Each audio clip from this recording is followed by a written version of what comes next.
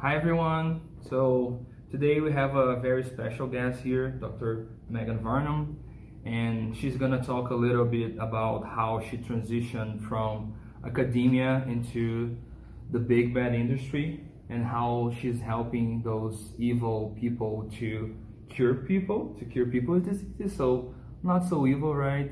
And so yeah, so thanks for coming today. I mean, she's here for career day, but I had to use this opportunity to generate some really cool content for you guys. So if you could please talk a little bit about how you started in your PhD and went into this crazy world of technology development.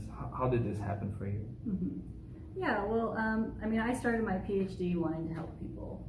I did a lot of basic research in my undergrad work. It didn't really go anywhere. I kind of felt like it was pointless. So I wanted to major in pharmacology because that to me was directly translational research. You're going to develop something in the lab that's going to become a drug someday and cure people. It was a very naive way to think, but it turns out drug development is very hard and very long. Most of it fails, but I wanted to get those skills. My grad school work ended up still being a lot of basic research. I learned the theory behind drug development. I learned the terms. I learned the different, the stages that the drug goes to get to the clinic. But still, I wasn't really doing the work. It was a lot of basic research in Alzheimer's. So then I wasn't sure if I still really liked academia or not. So when my graduate career ended, I thought, what do I do next? Do I really want to get out of academia?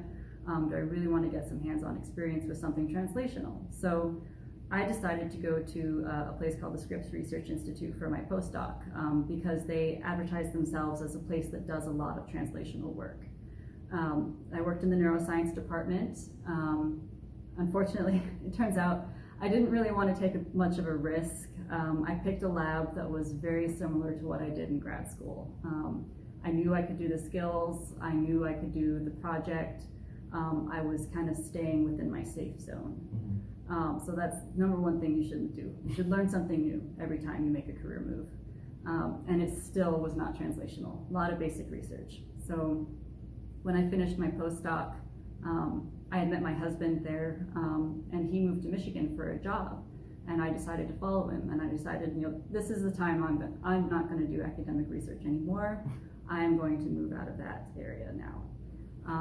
I briefly did some science policy research type of stuff, but basically when I got to Michigan, I kind of started to really, really put some work into exploring other career opportunities. So I did a lot of networking. I did volunteering with the Alzheimer's Association, trying to get introductions that way. One connection led to another. Public policy work didn't really pan out, but that work ended up introducing me to someone in a technology transfer office. And that connection is what led to the web of all the other connections. She introduced me to a place called Spartan Innovations that exists solely to support companies coming out of Michigan State University to transfer that technology out of the school.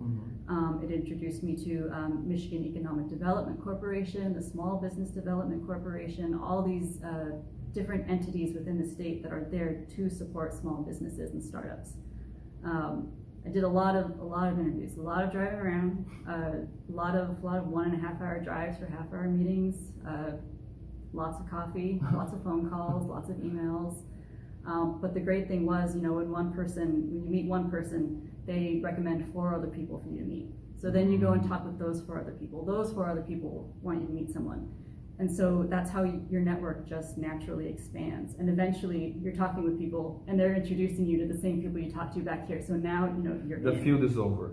Yeah. You know everyone knows you. Yeah, and everybody knows your name. So now that company, Spartan Innovations, has a job opening and they know I'm out there looking.